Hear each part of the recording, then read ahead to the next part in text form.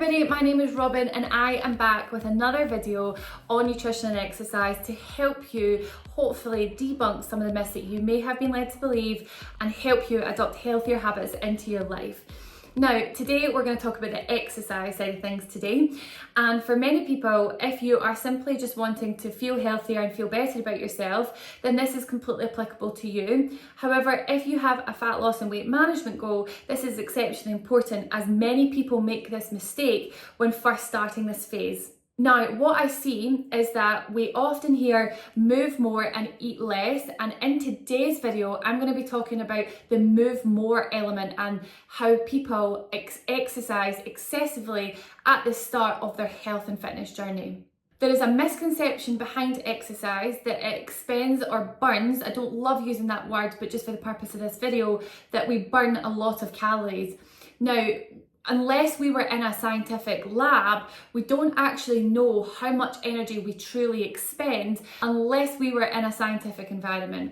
So when it comes to your fitness watches or the machines in the gym, these are just using algorithms to predict your energy output.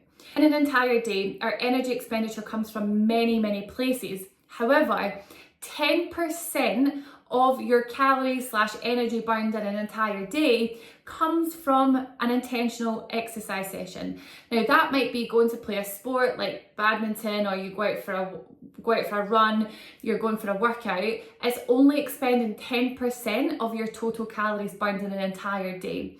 Now that's not to devalue exercise at all, because I'm an exercise instructor, I have been for 10 years, and I teach fitness online and I love it. However, we have to start realizing that simply exercise for our health is so important.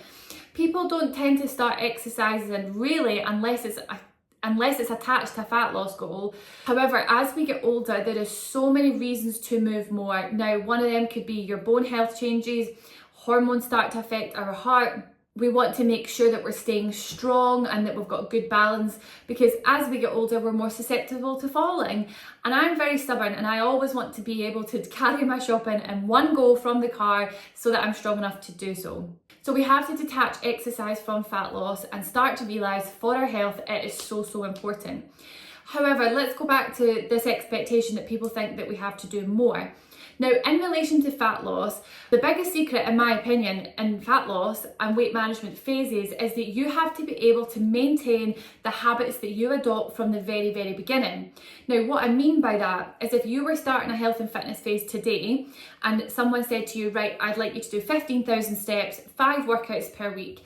After week 3-4, it's very likely, unless you were somebody that didn't have a lot of care and responsibilities, that you were super motivated and super athletic, I personally couldn't, that you can't stick to something like that long term. So the secret is that you have to be able to maintain the habits that got you the results in the first place, because what happens is if you adopt those new habits and you're exercising say 3 times a week and you're going out roughly between 7,000 to 9,000 steps a day, it's very likely that after 3 to 6 months, you're able to maintain that. So what happens is your energy expenditure, so how many calories you burn on a daily basis, remains similar. But if you stop doing that because it was unrealistic for your life and you continue to eat the same, and perhaps you maybe eat a little bit more, that's when we see weight changes. That's why we see body recomposition changes the opposite direction, and that's what causes weight regain. We stop the habits that we adopt because 9 times out of 10 for many people, the approach has been far too unrealistic. So there seems to be high amounts of pressure in terms of if your goal is fat loss, that you should get into the gym and start exercising a lot. I see a lot of people doing a lot of high intensity cardiovascular exercise because it feels as though you're burning lots of calories.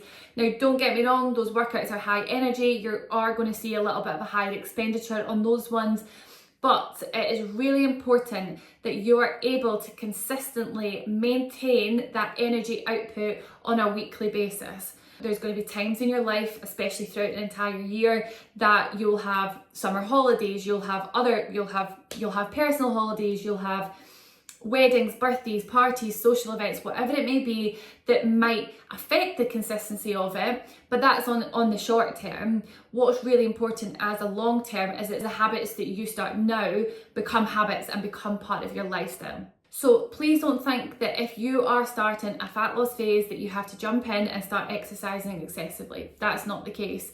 The goal is to exercise for your health.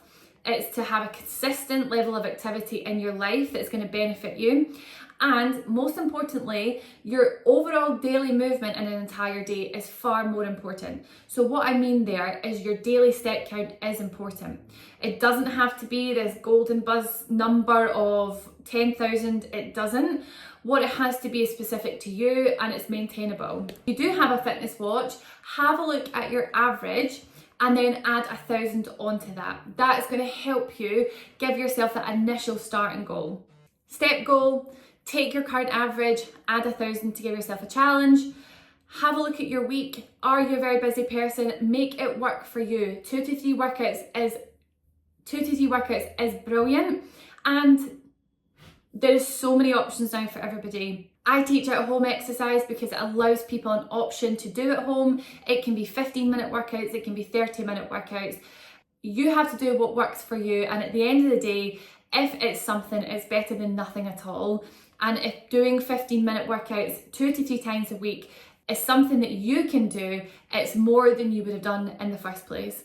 So if you are embarking on a health and fitness journey, please do not think for a second that you have to throw yourself in and start exercising excessively, because not only are you going to put yourself off exercise, you're probably going to have that achy muscle pain right at the beginning, and it's very unrealistic and you're not going to stick to it. Remember that exercise as a whole doesn't have a huge impact on fat loss and weight management, but it is important for having an active daily life and for your health. So start picking those goals realistically and actually enjoy it at the same time as well. I hope that you've enjoyed this video, and I look forward to sharing more hints and tips on the next one.